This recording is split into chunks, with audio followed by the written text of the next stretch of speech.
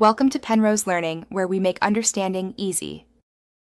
You begin by locating studs and marking the fireplace and TV center lines. This sets the structural layout.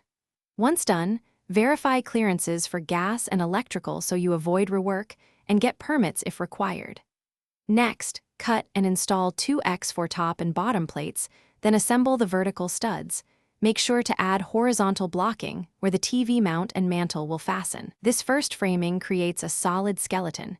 It controls alignment and load paths for everything that follows. Now you install the fireplace into the framed opening, fastening per the manufacturer so the unit sits plumb and stable. This prevents heat migration and future gaps. Then run electrical and low-voltage cables and route venting or gas lines with proper clearances. Make sure to use chaseways and protect wiring with conduit where it passes near heat. Once utilities are set, insulate and install cement backer or fire-rated substrate to provide a stable, heat-resistant surface ready for the finished material. You finish the face with your chosen cladding, working from the center out and ensuring seams and grout are neat. Once cured, install the mantle and trim so they match alignment lines.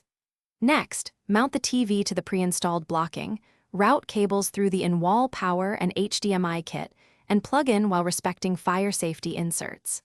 Finally, test the fireplace and all detectors, confirm clearances, and inspect for drafts or heat discoloration. If overheating or gaps appear, shut off power, reseal edges, and retest. Thanks for watching. If this was helpful, leave a like and consider subscribing. See you next time.